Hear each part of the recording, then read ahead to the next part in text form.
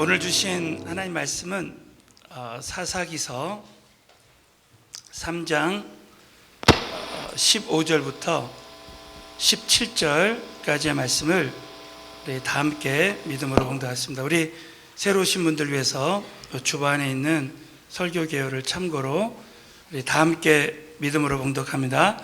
이스라엘 자손이 여호와께 부르짖음에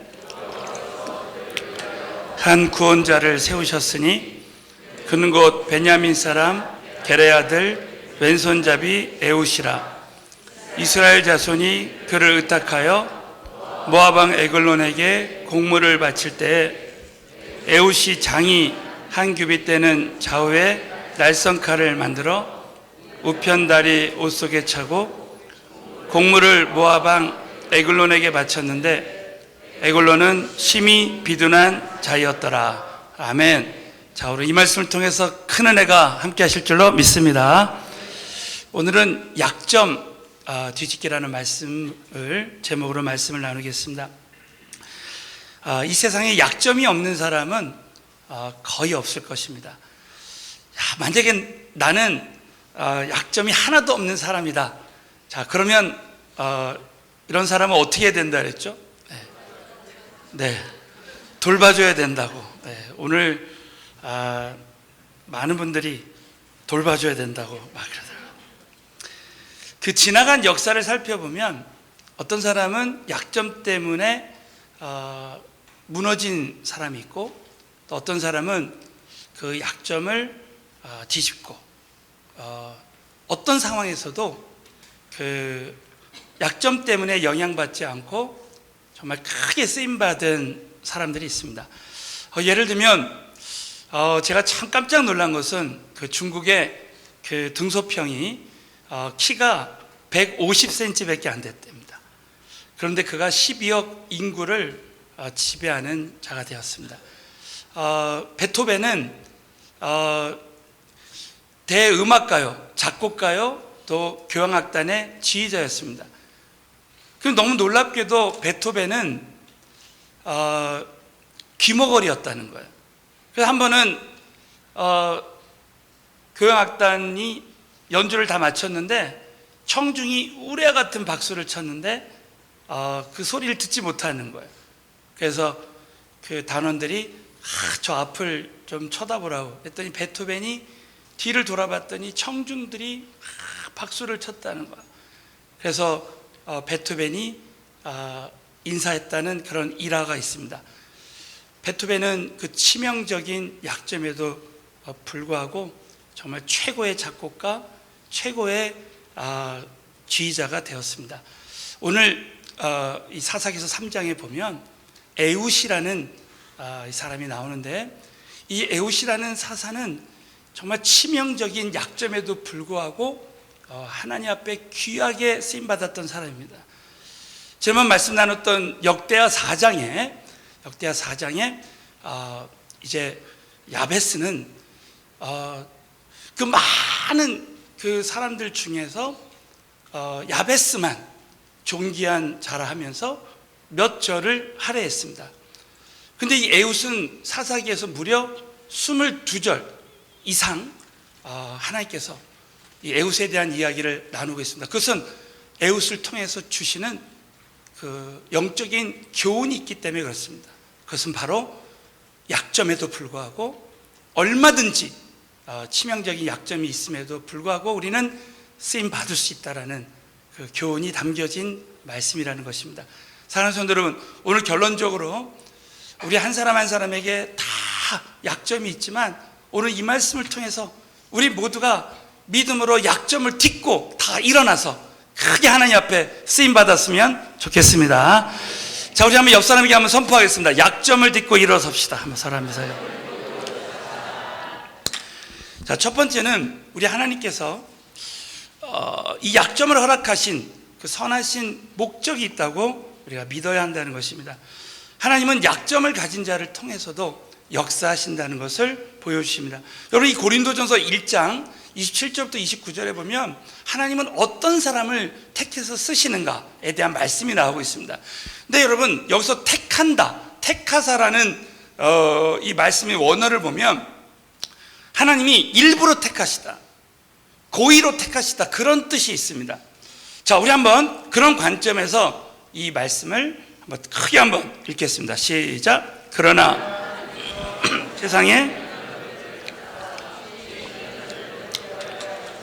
세상의 약한 것들을 택하사 강한 것들을 부끄럽게 하시며, 하나님께서 세상의 천한 것들과 멸시받는 것들과 없는 것들을 택하사 있는 것들을 폐하려 하시는, 이는 아무 육체라도 자랑하지 못하게 하려 하시는. 자, 이는 아무 육체라도 하나님 앞에서 자랑하지 못하게 하려 합니다. 자, 27절에 보면 약한 것들을 하나님이 일부러 택하셔서 자랑하지 못하게 한다는, 결국 하나님 약한 것들을 택해서 하나님이 다 하시는 일이라고 보여주신다는 것이죠. 이 사사기서 3장 오늘 15절에 보면 이스라엘 자손이 하나님께 부르짖을 때 하나님께서 그들을 위해서 한 구원자를 세우셨는데 곧 베냐민 사람 왼손잡이요. 여러분, 이 베냐민이라는 이 단어는 벤과 야민이라는 이 두 단어의 합성어입니다. 그래서 이 히브리어로 벤은 무슨 뜻이냐면 아들이라는 뜻이고, 야민은 오른손이라는 뜻입니다. 오른손의 아들, 한마디로 말하면 힘 있는 사람들. 그래서 여러분, 이 12지파 중에 이 베냐민 지파와 유다 지파는 정말 힘 있는 그런 지파입니다. 그런데 거기에 왼손잡이의 에웃이 나옵니다. 이 말은 한국말로는 왼손잡이지만 그 원어를 보면 오른손 불구자예요. 그 오른손을 쓰는 그 지파의 그 사람인데 불구하고 이 오른손 불구자, 정말 치명적인 그 약점을 가진 이런 이 사람을 하나님이 쓰신다는 거예요. 여러분, 우리 하나님은 참 놀랍게도 아주 강한 사람, 조건이 좋은 사람만 쓰는 것이 아니라 이렇게 약한 자들을 통해서 역사하신다는 것입니다. 1967년에 이스라엘의 총리였던 골다 메이어 총리, 혹시 기억나신 분들이 있을지 모르겠습니다. 이분은 여성인데도 불구하고 4번이나 총리에 당선됐습니다. 이분의 자서전을 보면 이런 그 글이 나온다고 합니다. 저는 얼굴이 못난 것이 다행입니다. 나는 못났기 때문에 아무 남자도 나에게 프로포즈도 안 하고 시집도 못 가고, 그러므로 내가 열심히 공부해서 나의 약함이 오히려 강함이 되어서 나라에 도움이 되는 이스라엘의 총리 대신이 될 수 있었습니다. 이 얘기를 딱 이게 듣는데 한번 정말 어떻게 생겼나 궁금해가지고 제가 또 어제 인터넷을 찾아봤잖아요. 여러분 한번 찾아보세요. 찾아보니까 진짜 남자답게 생겼어요. 남자답게. 그러면서 딱 보면서 딱 느낀 게, 야, 우리 교회 우리 자매님들은 정말 총리 될 사람은 없겠다 하는 생각이 들었어요. 네. 뿐만 아니라 이분에게 어떤 약점이 있었냐면 백혈병에 걸렸어요. 그러니까 혈액암에 걸려서 이분이 다른 사람들에게 알리지 않고 늘 시시각각으로 어지럼증이 나고 구토가 나고, 그럼에도 불구하고 그분의 간증은 자기가 그런 고통이 있었지만 하나님께 기도해서 결국 하나님의 능력으로 그 모든 일들을 다 감당할 수 있었다라고 이분이 간증하시는 거예요. 저는 이 사사 에웃을 봐도 그렇고 이 골다 메이어 총리를 봐도 그렇고 고린도전서 1장 27절에 하나님이 우리 한 사람 한 사람을 의도적으로 정말 약한 자들을 들어서 쓰시는구나. 자, 사랑하는 성도 여러분, 하나님이 의도적으로 저와 여러분을 택하셔서 사용해 주신다. 이거 한 가지 오늘 딱 믿으시기를 예수 이름으로 축원합니다. 그래서 하나님은 약점을 통해서 끝까지 우리를 겸손하게 하신다는 거예요. 자, 우리 한번 오늘 베드로전서 5장 6절, 우리 그 다음 장에 있는 베드로전서 5장 6절을 우리 다 함께 믿음으로 선포하겠습니다. 시작. 그러므로 능하신 손 아래에서 겸손하라. 때가 되면 너희를 높이시리라. 믿으시면 아멘. 저는 이 말씀을 평생 저에게 주시는 말씀으로 붙듭니다. 하나님은 하나님의 때가 되면 우리를 다 사용하실 텐데, 하나님의 그 능하신 손, 그 기간 동안 겸손하라는 거야. 근데 여러분, 우리 인간은 절대 스스로 겸손하기가 쉽지 않습니다. 그래서 하나님은 겸손의 도구를 우리에게 주시는데, 성경 전체를 보면 크게 두 가지입니다. 첫 번째가 고통입니다. 고통. 하나님 고통을 통해서 우리를 겸손하게 하신다는 거예요. 다윗을 보면, 다윗은 하나님 앞에 기름 부음 받고 하나님 고통을 통해서 다윗을 겸손하게 하셨습니다. 사울 왕을 통해서 사망의 음침한 골짜기를 다니게 하시고, 정말 광야에서 하나님만 바라보고 하나님만 의지하는 그런 철저한 훈련을 거치게 하셨어요. 아브라함을 보십시오. 절대 이삭을 낳을 수 없는 그런 상황이 되었을 때 하나님 부르셔서, 정말 하나님은 결국은 지난번에도 말씀드렸지만 하나님은 죽였다가 살리시는, 그래서 어떻게 보면 우리가 신앙생활할 때 왜 하나님 제가 재물의 청지기, 하나님 주신 비전 주셔서 이렇게 사업을 했는데 왜 이렇게 저에게 어려움을 주신가? 그 이유가 있습니다. 그 모든 사업가, 목회자들도 그 모든 목회와 선교는 하나님이 하시는 거라는 거야. 사랑하는 성도 여러분, 정말 절대 우리가 하는 것이 아니라 하나님이 시작해 주시고 하나님이 하시는 줄로 믿습니다. 그렇기 때문에 철저하게 고통과 고난을 통해서 저와 여러분을 겸손하게 하셔서 결국 하나님이 하셨다라고 간증하게 하시는 거예요. 두 번째가 뭐냐면 약점이라는 거예요. 약점은 우리를 겸손하게 하신다는 것입니다. 여러분 잘 아신 대로 사도 바울은 끝까지 하나님이 겸손하게 하시기 위해서 가시를 주셨습니다. 이 가시는 한국말로는 가시지만 헬라어 언어로 보면 말뚝입니다. 말뚝, 뾰족한 창. 그래서 그것이 내 몸을 관통하는 거예요. 막 처절한 아픔을.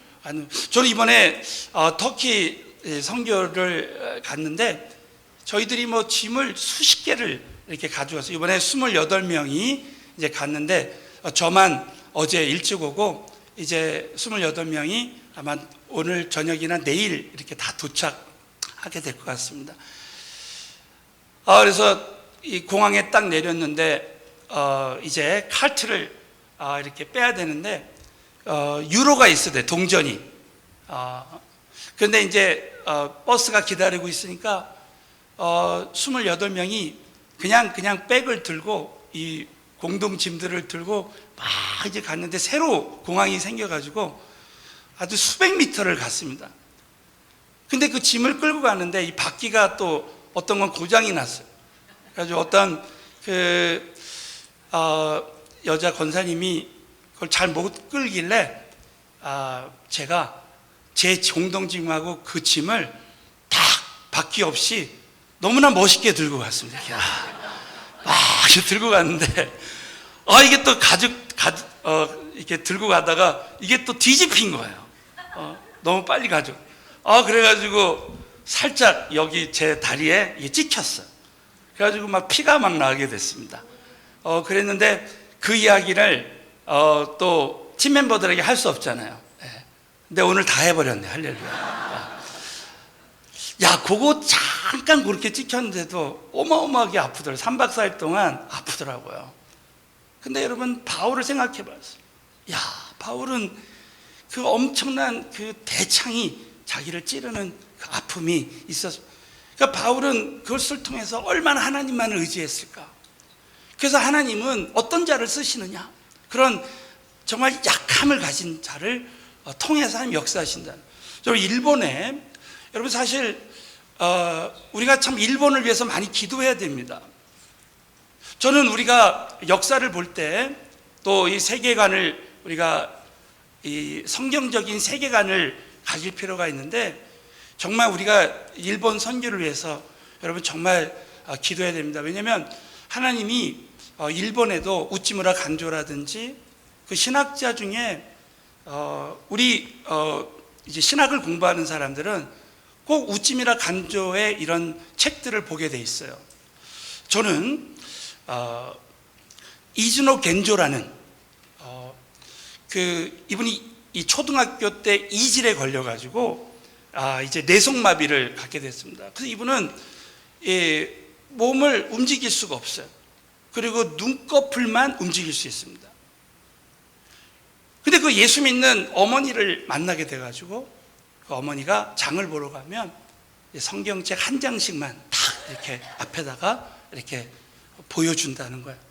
어느 날 한 장 한 장 보다가 고린도서 12장에 사도 바울의 그 가시에 대한 그 말씀을 보다가 이제 바울이 하나님 바울에게 내 은혜가 내게 족하도다 이 말씀을 붙들고 평생 자신에게 주시는 말씀으로 받았어요. 그래가지고 여러분 이분이 지었던 아주 유명한 영적인 시가 있습니다. 그 시가 바로 괴롭지 않았더라면 이라는 영적인 시가 있어요. 그래서 제가 그 내용을 찾아봤습니다. 만일 내가 괴롭지 않았더라면 하나님의 사랑을 받아들이지 않았을 것을, 내가 만일 괴롭지 않았더라면 하나님의 은혜가 전해지지 않았을 것을, 만일 내가 온전한 몸이었다면 하나님의 사랑은 깨닫지 못할 것을 하면서 약점 때문에 자신이 하나님을 깊이 체험하게 됐다는 말씀을 나누고 있습니다. 그러면서 여러분 이분 때문에 수많은 일본의 석학들이 하나님 앞에 돌아옵니다. 너무 놀랍게도 많은 사람들이 이분의 글을 읽고, 그래서 이분이 이 눈꺼풀로 이제 그 자판을 집어가면서 윙크하는 방식으로 그 글을 쓰는 거예요. 이분을 통해서 수많은 사람들이 돌아옵니다. 저는 그런 글을 읽으면서 야, 하나님은 정말 약한 자들을 들어 쓰신다. 사랑하는 성도 여러분, 우리 한 사람 한 사람을 오늘 약점이 있음에도 불구하고 의도적으로 우리 한 사람 한 사람을 택해서 사용하시는 하나님의 그 은혜의 계획이 있다고 여러분 꼭 믿으시고, 약점이 있어도 쓰임받게 되실 주의 이름으로 축원합니다.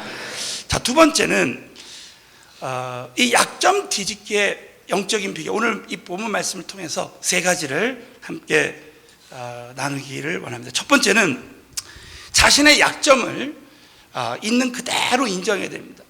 오늘 말씀 나눈 대로 우리 한 사람, 저를 포함해서 우리 모두가 다 약점이 있습니다.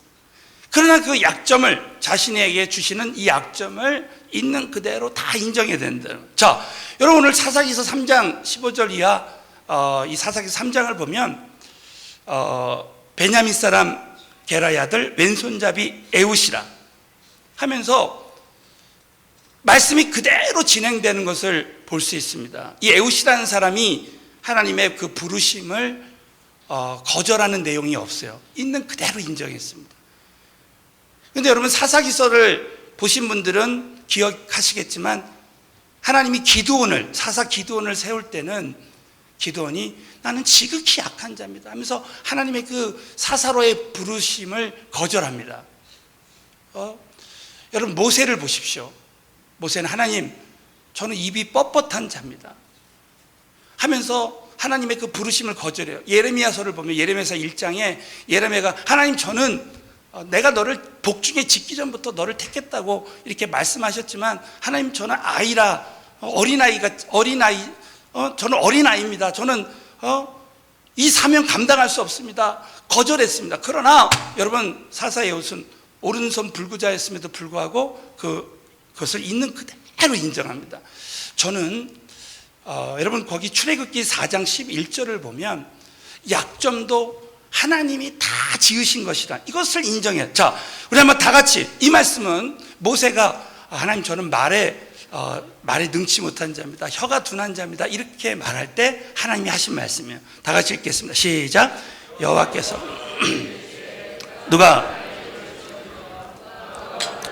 귀머거리나 눈 밝은 자냐 소경이 되게 하였느뇨, 나 여호와가 아니뇨. 그러니까 하나님은 우리 입을 지으시고 코를 지으시고 심지어는 귀머거리, 소경까지도 하나님이 다 지으셔서 한 영광 받으신다. 그 요한복음 9장에 보면 소경을 통해서 하나님이 하시는 일을 나타내시고자 한다는 것입니다. 결국 여러분 하나님은 그 약점을 통해서 하나님이 일하신다는 것이죠. 그래서 두 번, 그래서 여러분, 하나님, 우리는 나의 약점에도 불구하고 최선을 다하는 삶을 살아요. 그래서 여러분, 일전에 제가 이런 말씀 드렸습니다. 하나님의 최선과 인간의 최선이 만나는 곳에 하나님의 기적이 일어난다는 것이죠. 자, 한번 따라서 해보겠습니다. 하나님의 최선과 인간의 최선이 만나는 곳에 하나님의 기적이 일어난다. 자, 믿으시면 아멘. 네. 그래서 여러분, 하나님은 최선으로 우리 가운데 역사하기를 원하시는데 우리가 약점에도 불구하고 최선을 다해야 된다. 자, 여러분, 사사기 3장 16절부터 17절에 보면 사사 에훗은 그 당시 모압이라는 강대국에 곡물을 이스라엘 백성들이 바쳐야 됐습니다. 그때 곡물을 운송하는 책임자로 이제 준비하게 됩니다. 여러분, 이 에훗이 그 치명적인 약점에도 불구하고 최선을 다해서 이 전략을 짭니다. 자, 다 같이 한번 16절을 다 같이 읽겠습니다. 시작. 에훗이 한 규빗대는 날선 칼을 만들어 우편다리 옷 속에 차고.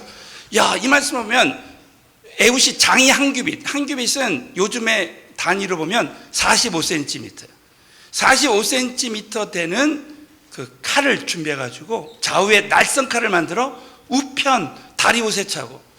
왜 왼손잡이인데 우편에 찼을까? 이걸 연구를 해봤더니 이 왼편에 차면 이걸 꺼내기가 힘들잖아. 그러니까 오른편에 차야 이렇게 해서 다 꺼내는 거죠. 할렐루야. 이해가 되죠? 그러니까 다 계획해가지고 치밀하게. 또 좌우에 날선 검이에요. 그 여러분, 다니기에 얼마나 불편해. 아주 최선을 다한 거예요. 또 한 가지, 이제 그 모압 왕을 만나는데 함께 동행했던 동족, 이 자신의 동료들은 다 내어보내고, 또 이제 왕에게 이제 비밀 정보를 주겠다고 하면서 측근들을 다 멀리하게 합니다. 자, 그렇게 치밀한 계획을 세운 다음에 사사기서 3장 거의 21절 22절 다 같이 읽겠습니다. 시작. 에훗이 칼을 빼어 왕의 몸을 찌르매 칼자루도 나를 따라 들어가서 그 끝이 등 뒤까지 나갔다는 거예요. 이 많은 성경학자들이 정말 이 왼손을 쓰는 이 에훗이 최선을 다해서 찔렀기 때문에 이런 역사가 일어났다는 거예요. 사랑하는 성도 여러분, 정말 저와 여러분이 치명적인 약점이 있어도 최선을 다하면 하나님 앞에 크게 쓰임받을 수 있게 될 줄로 믿습니다. 그래서 우리는 약점을 보지 말고, 세 번째는 하나님만 신뢰해야 됩니다. 여러분, 이 사사기서 3장 28절에 이런 말씀이 나와요. 물에게 이르되 나를 따르라. 여호와께서 너희 대적 모압 사람들을 너희 손에 붙이셨느니라. 여러분, 누구의 손에 너희 손에 붙였다, 이 말씀은요, 하나님께 기도하는 사람만이 받을 수 있는 말씀이에요. 그래서 여러분, 여호수아서나 우리 모세오경에 보면 하나님께서 모세에게 말씀하실 때, 여호수아에게 여호수아가 기도할 때 이 가나안 거민을 너희에게 붙이셨나니. 여러분, 이 말은 에훗이 치명적인 약점에도 불구하고 하나님 앞에 최선을 다해서 기도했다는 겁니다. 저는 이 말씀을 통해서 정말 하나님 앞에 기도해야 돼요. 저는 선교지 다녀올 때마다 항상 깨닫는 것이 뭐냐면, 하나님 앞에 더 기도해야 되겠다. 성령께 사로잡혀야 되겠다. 그래서 저는 내일부터 정말 새벽 기도회를 정말 하나님 앞에 더 깊이 주님 앞에 기도하면서 드려야 되겠다. 이런 마음을 자꾸 갖게 됩니다. 여러분, 우리는 때로는 내 약점, 부족한 거, 지금의 상황, 이런 것들을 자꾸 생각할 때, 우리 많은 사람들이 지금 세상 뉴스라든지 이런 거에 딱 붙들릴 때가 많아요. 그러나 우리는 잊지 말아야 됩니다. 우리 사랑하는 성도 여러분, 우리는 약점에 붙들리지 말고 하나님 손에만 붙들려야 될 줄로 믿습니다. 자, 따라서 약점에 붙들리지 말고 하나님 손에만 붙들리자. 믿으시면 아멘 해보세요. 그래서 이 사사기서 3장 31절에도 보면 에훗의 후에 아나세 아들 삼갈이 사사가 되어서, 여러분, 이 삼갈은요, 농부입니다. 농부. 하나님 농부, 그야말로 우리로 말하면 배운 것도 없는, 정말 스펙이 없는 그런 사람을 하나님이 택하시는 거예요. 근데 이 삼갈이 농부였는데 그 소모는 막대기로, 이 소모는 막대기가 하나님 손에 붙들리니까 블레셋 사람 600명을 죽이고 이스라엘을 구원하는 역사가 일어나는 것입니다. 사랑하는 성도 여러분, 저와 여러분이 하나님 손에 붙들리면 하나님의 역사가 나타난다는 것이죠. 여러분, 이 출애굽기 4장 20절도 맞죠. 우리 다 같이 한번 마지막으로 읽겠습니다. 시작. 모세가 아들들을 나귀에 태우고 애굽으로 돌아가는데 지팡이를 손에 잡았더라. 여러분, 모세의 지팡이가 하나님 손에 붙들리면 하나님의 지팡이가 되는 거예요. 그러니까 이 홍해가 갈라지는 거예요. 그러니까 여러분, 저와 여기 계신 모든 분들이 정말 지금 현재 약점이 있고 정말 재정적으로도 어렵고 어떤 환경 속에 있다 할지라도 우리 모두가 하나님 손에 붙들리기만 하면 여러분, 하나님의 의의 병기로 쓰임 받을 수 있다는 것이죠. 저는 어떤 한 목사님이 이런 간증하십니다. 제 미국에 있을 때 자신이 참 영어가 참 늘 약점이었다는, 늘 영어가 이 초등학교 수준밖에 안 되는데 미국의 큰 집회에 초대를 받은 거예요. 그래서 자신은 너무너무나 부족하고 연약하기 때문에 막 2, 3개월 동안 먹는 둥 마는 둥 하고 막 금식하면서 하나님 앞에 막 매달려 기도만 했대요. 그랬더니 막상 집회를 갔는데 분명히 자신은 영어가 부족하고 무슨 말을 했는지도 모르겠는데 그 말씀을 전했는데 거기 있는 사람들이 다 성령의 큰 은혜를 받았다는 거예요. 그리고 안수하는데 막 사람들이 쓰러지고 자빠지고 막 그런 역사가 일어났다는 거예요. 그때 자신이 깨달았다는 거예요. 나는 영어 때문에 안 된다, 뭐 때문에 안 된다, 절대 그렇지 않았다는 거예요. 하나님 손에만 붙들리면 된다는 것입니다. 여러분, 때로는 우리 인생에 나는 재정 때문에 안 되고, 나는 학벌 때문에 안 되고, 나는 지금 이런 상황 때문에 안 되고, 뭐 때문에 안 되고, 이럴 때가 참 많습니다. 저는 이번에 터키 선교를 다녀오면서 큰 깨달음을 얻었어요. 사실 제가 이 탄자니아 우리 선교에 큰 은혜를, 정말 이번에 탄자니아 선교에 큰 은혜가 있었어요. 그리고 나서 이제 그 터키를 가는데 정말 이 영적 전쟁하러 또 가는 거예요. 왜? 우리 교회가 지금 선교하는데 지금 많은 나라들이 막 추수가 막 되어지고 있습니다. 근데 사실은 이 터키만은 이슬람의 강한 그런 영적인 그런 전쟁 때문에 실제로 수많은 선교사들이, 정말 수많은 사람들이 터키에 선교를 하는데 많은 사람들이 지금 되어지지 않아요. 그런데 너무 놀랍게도 이번에 말이죠, 정말 우리가 주님 앞에 간절히 매달리고 우리 팀 멤버들이, 그래도 우리 성도님들이 기도하니까 이번에 터키 선교에 큰 이적이 일어난 줄로 믿습니다. 정말 하나님이 이 터키 선교의 문을 확 열어주셨어요. 이번에 말이죠, 이 마지막 시대 같습니다. 하나님이 추수할 때가 되니까 이번에 캔디데이트들이 73명이 왔는데 그 73명의 그 나라들을 조사해 보니까 14개의 나라가 온 거예요. 14개 나라. 그러니까 하나님이 그 터키 땅에 14민족을 보내준 것입니다. 그래서 여러분, 그분들을 복음화하고 또 그들을 제자 삼았을 때 정말 그들을 역파송하면 그 중동 지방에 큰 부흥이 일어나는 거예요. 또 그들을 통해서 터키 사람들을 또 이렇게 제자하는 그런 일이 일어나는 거예요. 그래서 이번에 우리가 참 그랬으면, 선교사님들은 절대 터키는 뭐 때문에 안 된다, 뭐 때문에 안 된다, 하나님이 하시면 된다, 이렇게 바꾸자는 거예요. 할렐루야.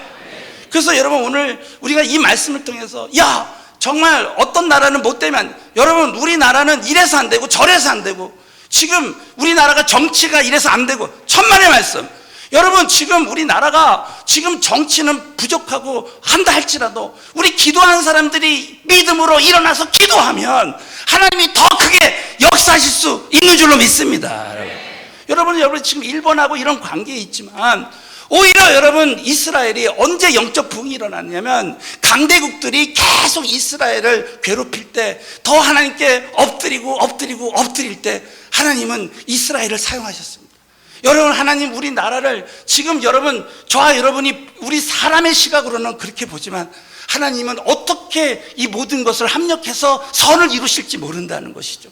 그래서 여러분이, 저와 여러분, 이 말씀을 통해서 나는 이래서 안 된다, 나는 이것 때문에 안 된다, 이런 생각을 다 내어버리고 내가 어떤 약점에도 불구하고 살아계신 하나님이 역사하시면 얼마든지 나를 들어 쓰신다고 여러분 꼭 믿으시고, 사사 에우처럼 치명적인 약점에도 불구하고 하나님 손에 붙들려 쓰임받게 되시기를 예수의 이름으로 축원합니다.